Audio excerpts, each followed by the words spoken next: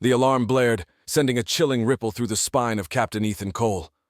Red lights flashed as he tried to stabilize the shaking console in front of him. Beside him, Lieutenant Mark Reynolds was furiously tapping at his own set of controls, his eyes wide with a mix of fear and determination. "We've got to make an emergency landing, Mark! The fuel line's busted, and the navigation system's fried!"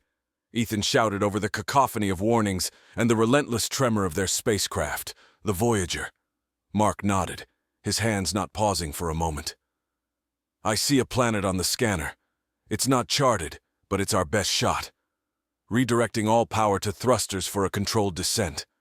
The planet grew larger and clearer on their viewport, a swirl of vibrant blues and greens. Uncharted and mysterious, it was an orb that beckoned with both promise and peril. With a deep breath, Ethan took manual control, guiding the wounded spacecraft through the planet's thickening atmosphere. The descent was rough, the ship groaning under the stress of atmospheric entry. Flames licked the edges of the viewport as they pierced the alien sky. Ethan and Mark exchanged a look, both understanding the gravity of their situation. Land safely, or don't land at all. Finally, after what felt like an eternity, the flames died down and the ship stabilized somewhat, though the alarm still screamed their warnings. Ethan spotted a clearing amidst a lush forest of towering, strange trees with iridescent leaves. It was a tight fit, but it was their only chance. "Hold on!" Ethan yelled, as he maneuvered the ship toward the clearing. The Voyager touched down, the landing gear absorbing the impact with a teeth-jarring thud. Silence followed, a stark contrast to the chaos moments before. They had made it. They were alive. Cautiously, Ethan and Mark unbuckled their harnesses and surveyed their surroundings through the cracked viewport. The forest was unlike anything they'd seen before, plants glowing with an ethereal light, and the air filled with the sweet, heavy scent of alien flora. "Let's check the integrity of the ship and then explore. We need to find a water source and figure out if the air's breathable," Ethan decided, his voice steady despite the adrenaline that still coursed through his veins. As they donned their protective suits and prepared to step out into this unknown world, the last thing either of them expected was to be met by a pair of eyes watching them intently from the tree line. Not just any eyes. These were large, almond-shaped, and undeniably intelligent. Mark caught sight of them first and tapped Ethan's shoulder, pointing wordlessly. Their hearts raced as several figures stepped out from the shadows of the trees, their appearances strikingly beautiful and utterly alien. These were women, or at least the planet's equivalent, with shimmering skin that seemed to absorb the light around them and hair that flowed like liquid metal. "Hello?" Ethan called out, hoping that their intentions could somehow be understood. His voice sounded muffled through the suit, but the figures halted their approach, tilting their heads in curiosity. The aliens communicated in soft, melodic tones, exchanging sounds that were pleasant, but entirely incomprehensible. One of them, who appeared to be a leader, stepped forward with a cautious grace, her eyes locked on Ethan and Mark. Ethan took a slow, tentative step forward, his hand extended in peace. The universal gesture seemed to resonate as the leader mirrored his action, her hand meeting his glove with a touch that suggested both warmth and a trace of electricity. "We come in peace," Ethan managed to say, through the translator unit attached to his suit, hoping the device could make sense of their host's language. As the translator worked to decipher the alien speech, Ethan and Mark stood on the threshold of the unknown, surrounded by the alien women, whose beauty was as intimidating as it was mesmerizing. This first contact was just the beginning of what was sure to be an extraordinary adventure. The sun of the alien world cast its golden light over the lush landscape, illuminating the vibrant colors of the foliage in an ethereal glow. Ethan and Mark followed their newfound guides through the dense forest, stepping over thick roots and under branches that seemed to pulse with a gentle bioluminescent light. As they ventured deeper into the woods, the language barrier between the two humans and their alien hosts began to dissipate. The translator units finally caught up, turning the melodious and complex sounds into understandable phrases. The leader of the group, who introduced herself as Lyra, explained that their people were known as the Elysians. Elysians are attuned to nature, living in harmony with the land and its energies. Lyra's voice flowed through the translator with a lyrical quality.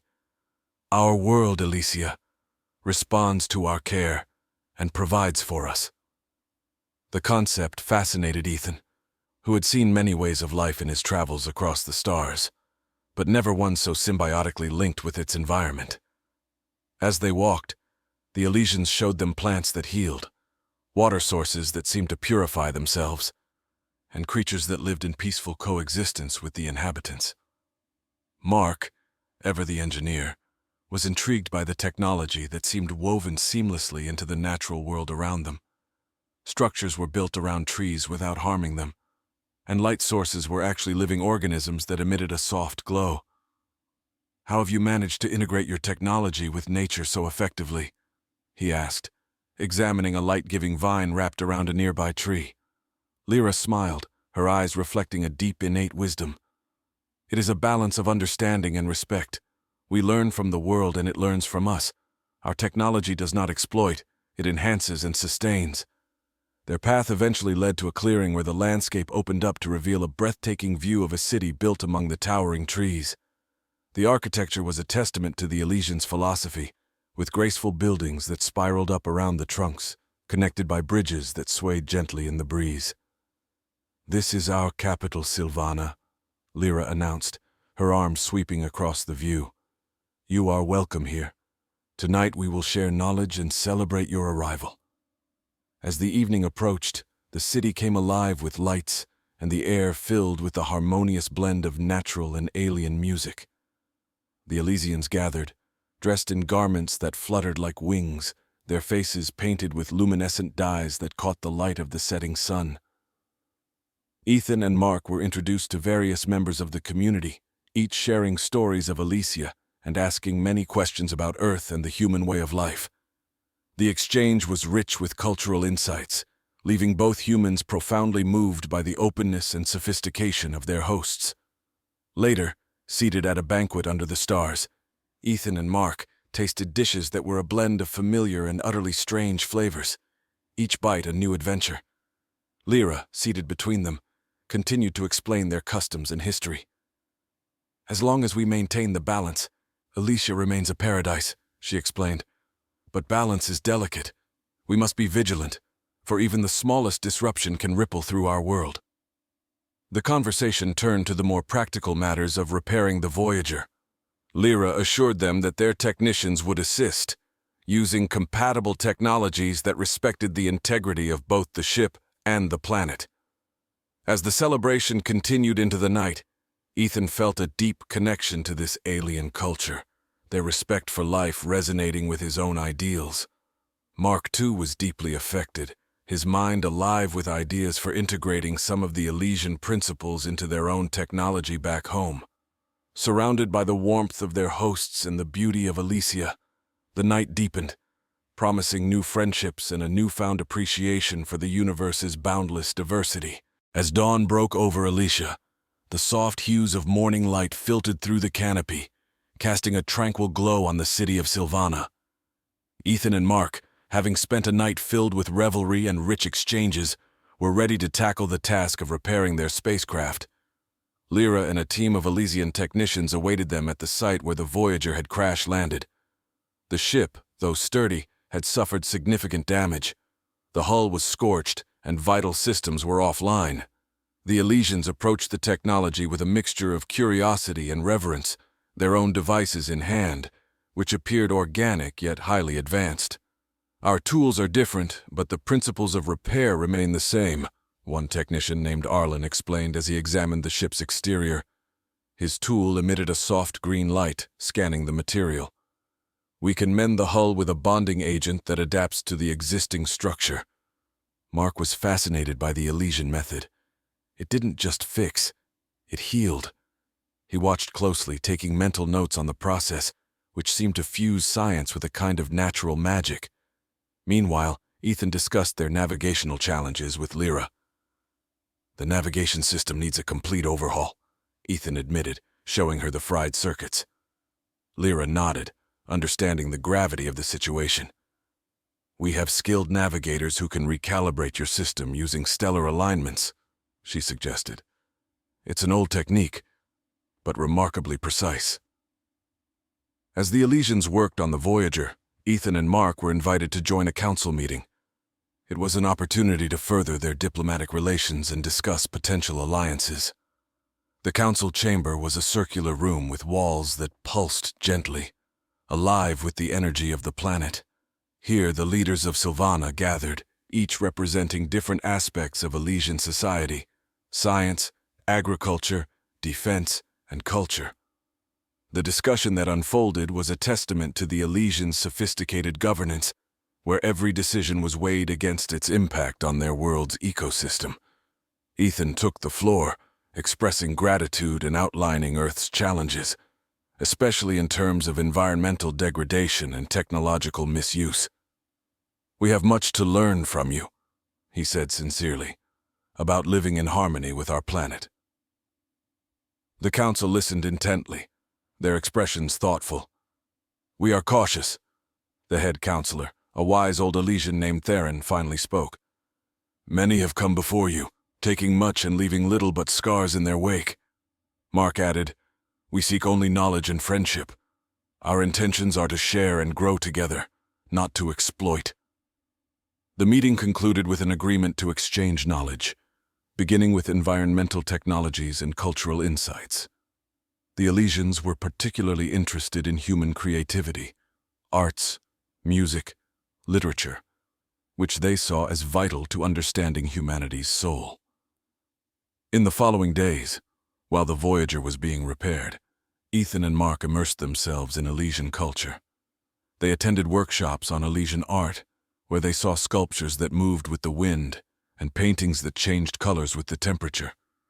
They also participated in environmental lessons, learning about the flora and fauna of Elysia. Each creature and plant had a role, a purpose in the ecosystem, and nothing was without meaning. It was an intricate dance of life, each step choreographed by millennia of evolution and conscious care. Meanwhile, their own ship slowly regained its form and function, the Elysian techniques meshing seamlessly with human engineering. The day the Voyager was ready for a test flight, a crowd gathered, a mix of humans and Elysians, all equally eager to see the culmination of their joint efforts.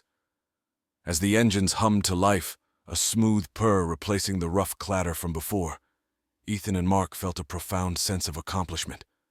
Not just in repairing the ship, but in bridging a gap between worlds, fostering understanding where once there was none. The test flight was a success, the Voyager slicing through the sky with renewed vigor. Cheers erupted from the onlookers, a sound mingled with the high-pitched melodic cheers of the Elysians. The celebration that night was not just for the ship, but for the promise of a future built on mutual respect and shared dreams.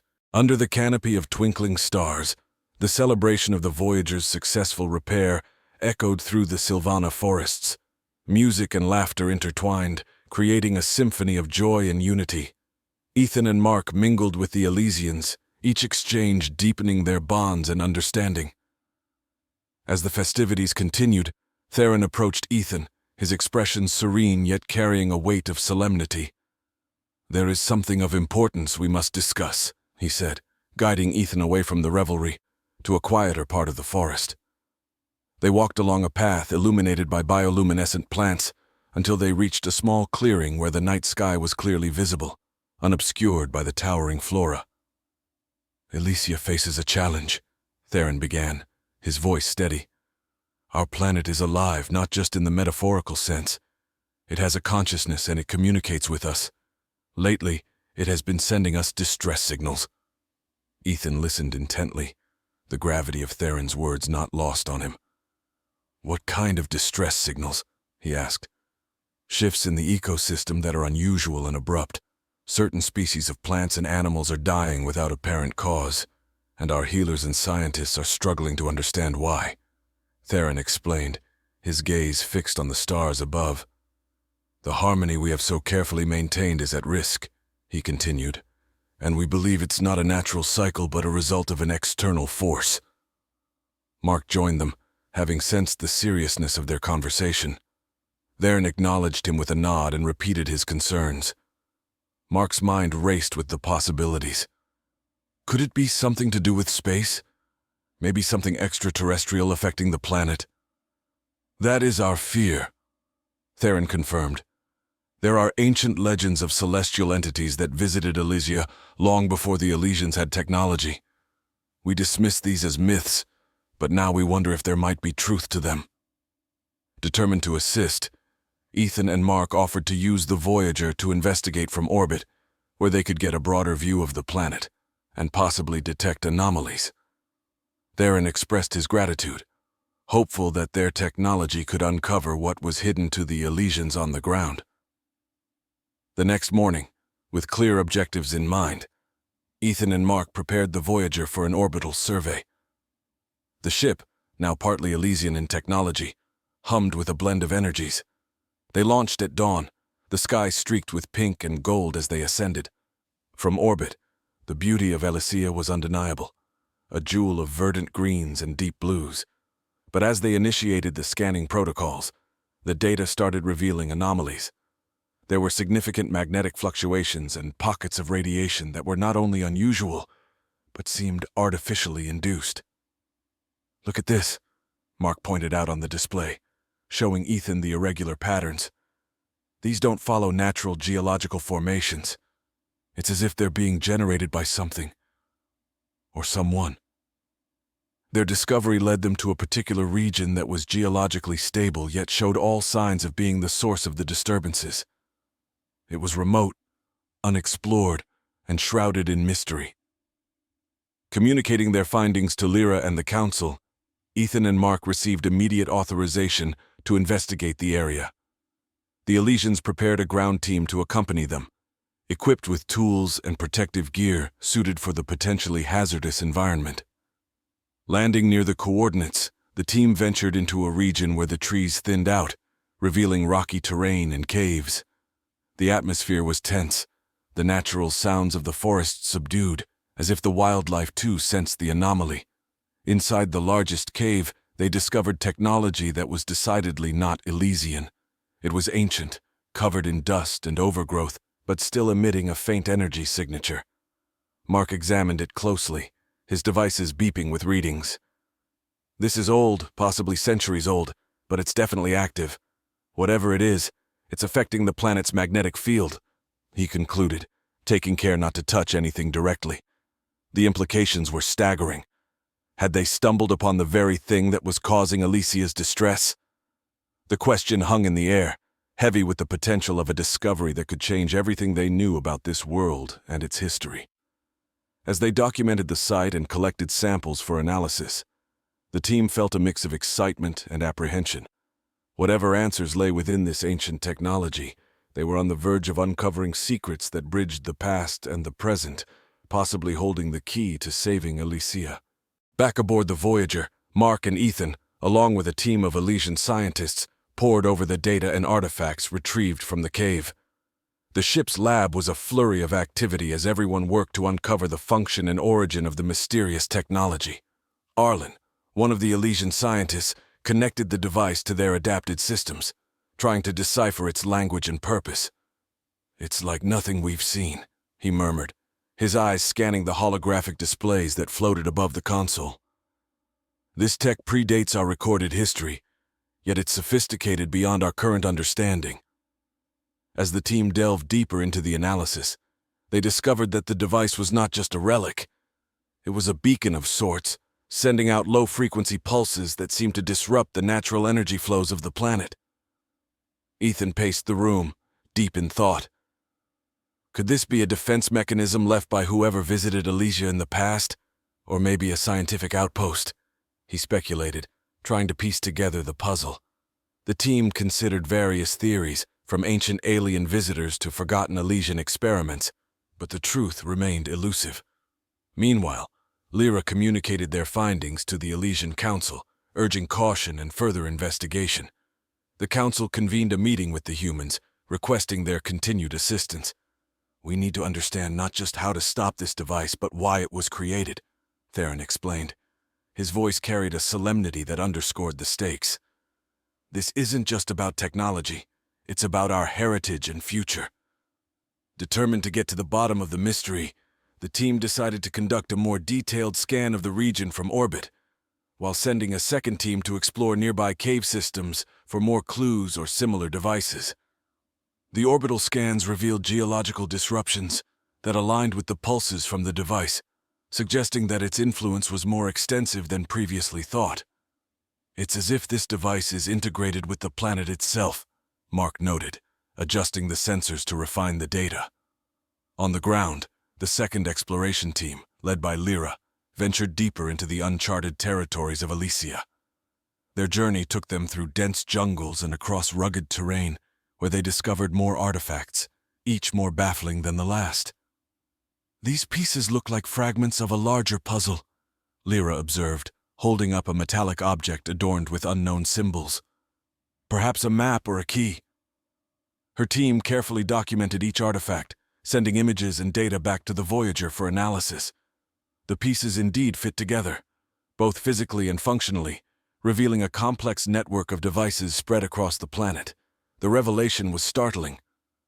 Elysia was not just a living planet, it was a constructed ecosystem, a massive experiment or sanctuary built by an unknown civilization. This understanding shifted their mission drastically. It was no longer about merely stopping a malfunctioning device, but preserving a monumental legacy. As the implications sank in, Ethan and Mark worked alongside the Elysians to devise a plan to harmonize the ancient technology with the current ecosystem, rather than simply disabling it. "We need to respect the original purpose of these devices, integrate them back into Elysia's life system in a way that heals rather than harms," Mark suggested, his voice filled with a newfound reverence for their adopted world. The strategy required innovative thinking and deep collaboration between human and Elysian technologies. They developed a prototype system that could reroute the disruptive energies of the beacon into beneficial frequencies that supported life. Testing the system was a moment fraught with tension and hope. As the new configuration came online, the team held their breath, watching as the energy flows on the monitors began to stabilize. Gradually, the natural rhythm of the planet resumed its harmonious flow. Plants that had begun to wilt revived, animals re-emerged into the ecosystems, and the Elysians felt the soothing pulses of their world realigning. Elysia, with its mysterious past unveiled, now thrived as a testament to the possibilities of understanding and cooperation across galaxies. For Ethan and Mark, this experience transcended their roles as explorers and repairmen. They had become part of a cosmic legacy, protectors of a world unlike any other in the known universe. As the Elysian sun dipped below the horizon, casting a radiant glow that shimmered off the verdant landscapes, the atmosphere among the Voyager crew and their Elysian counterparts was one of triumph and reflection. The project to integrate the ancient alien technology with Elysia's natural rhythms had not only stabilized the planet, but also revealed a deeper connection between the universe's countless mysteries and the potential for interspecies collaboration. In the heart of Sylvana, a grand gathering was underway. Ethan, Mark, and the Elysians came together to celebrate the restoration of their planet and the successful melding of technologies and cultures. The air was filled with the vibrant sounds of Elysian music, a symphony of exotic instruments that resonated with the natural sounds of the planet, and laughter echoed through the towering trees, now fully vibrant and alive. Lyra stood beside Ethan, watching the festivities with a serene smile. "What you've done for us goes beyond repair. You've helped us rediscover and preserve the essence of our world," she said, her voice filled with gratitude. Ethan nodded, his eyes reflecting the flickering lights of bioluminescent decorations. "We've learned as much from you as you have from us," he replied. "This collaboration has changed us, taught us new ways to view not just the universe, but our place within it." Theron, joining them with Mark by his side, added, "This is merely the beginning. What we've unearthed here opens up countless avenues for future cooperation between our peoples. Elysia and Earth have much to share, and much to learn from each other." Mark, ever the engineer, was already discussing plans with several Elysian scientists to co-develop technologies that could benefit other worlds, spreading the lessons learned on Elysia about living in harmony with nature. "Imagine what we could accomplish if we approach other planetary ecosystems with the same respect and understanding," he mused aloud. The celebration continued into the night, with stories shared and dances enjoyed under the starlit sky. The Elysians performed a traditional dance, a flowing, graceful movement that mimicked the natural energy flows they so cherished. Ethan and Mark joined in, following the steps awkwardly but with great enthusiasm to the amusement and appreciation of their hosts. As the evening wound down, Ethan took a moment to stand alone, looking up at the stars. He thought about Earth, far away yet somehow closer than ever in spirit. The journey to Elysia had started as a desperate bid for survival, but had transformed into a profound voyage of discovery and connection. The next morning, with the Voyager fully operational and the team ready to return to Earth, farewells were exchanged. Promises of return visits and ongoing communication were made, sealing the bond between the two worlds. Lyra handed Ethan and Mark a small, glowing orb as a parting gift. "So you will remember Elysia, not just as a place, but as a living friend," she explained. As the Voyager lifted off, Ethan and Mark looked back at the receding planet, its colors vivid against the backdrop of space. They carried with them not just the physical reminder of Elysia, but a new outlook on life and a future filled with possibilities. The journey back to Earth was quiet, reflective. Both men knew they were returning changed, carrying the lessons of Elysia in their hearts. The universe seemed less daunting, more filled with friends and potential allies, and they were eager to share their new knowledge. Upon reaching Earth, their stories of Elysia would inspire others, sparking new initiatives to approach planetary exploration and exploitation with care and respect, ensuring that humanity would walk into the future hand in hand with the cosmos, wiser and more connected. The adventures of Ethan and Mark had sown seeds of change that would grow across galaxies, marking the beginning of a new era of understanding and cooperation in the vast, mysterious expanse of space.